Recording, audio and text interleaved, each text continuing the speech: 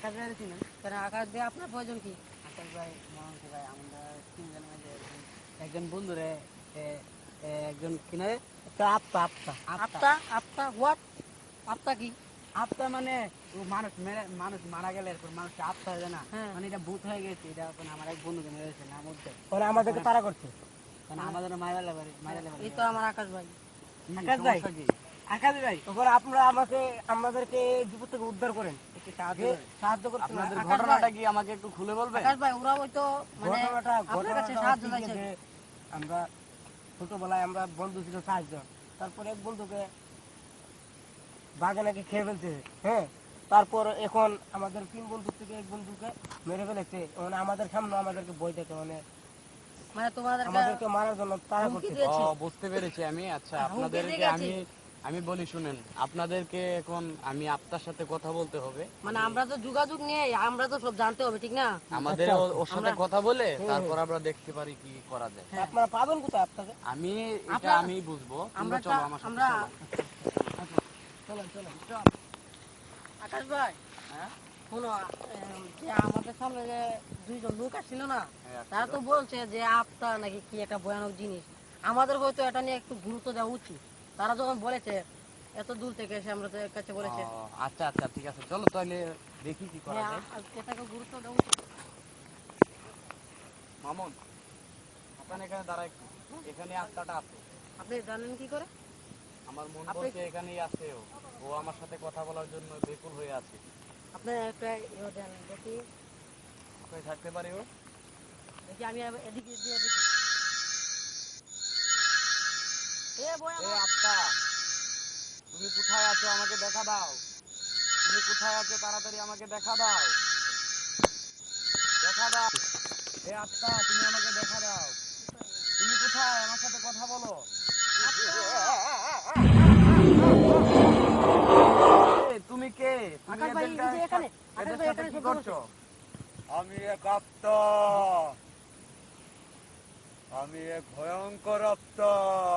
তুমি ওদেরকে ক্ষতি করতে চাচ্ছ কেন? ও তোমাদের কি ক্ষতি করেছে বলো আমাকে। না, আমি ওদেরকে ক্ষতি করব কেন তুমি বলতে পারো না কি কারণ হয়েছে? বলো না। কেননা ওরা আমাকে মেরে ফেলেছে।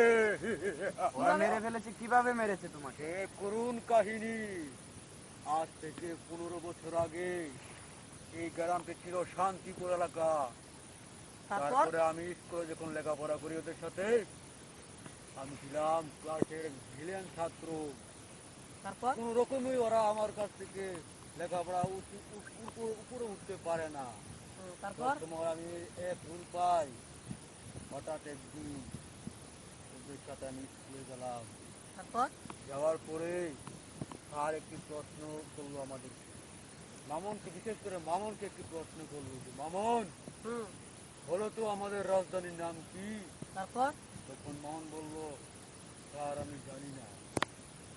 তখন স্যার বললো, হে পরাণী, আমি তো জানি তুমি লেখাপড়ার দিকে অনেক এগিয়ে আছো, হ্যাঁ তাহলে তুমি বলো তো।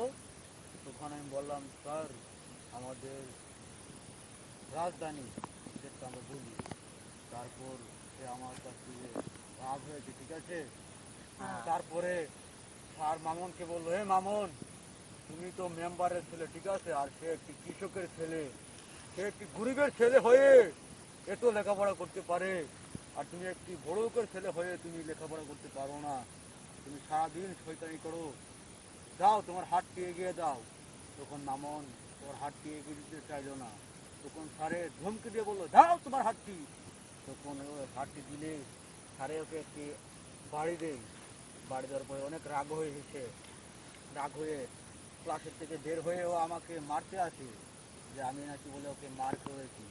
তারপরে যখন আমি বাড়িতে গেলাম, পরের দিন সকালে ওদের সাথে আমার দেখা হওয়ার পরে ওরা বললো যে, আচ্ছা বন্ধু, তোমার সাথে আমি কালকে যা করেছি আমাকে মাফ করে দিও, আমার ভুল হয়ে গেছে, তাহলে আমরা একসাথে। তারপরে মনে করেন যে আমাকে বাঘের সামনে নিয়ে ওরা ফেলে দিয়েছে। আমি অত বাঁচার জন্য চেষ্টা করি, কিন্তু আমি বাঁচতে পারিনি। তখনই আমি একটু হয়ে উঠি ভয়ঙ্কর আত্মা। এদের জন্য আমি ওদেরকে মার দিতে হয়। আচ্ছা, আমি তোমাকে এখন দেখতে চাই, তুমি আমাকে দেখা দাও। তুমি দেখা দাও।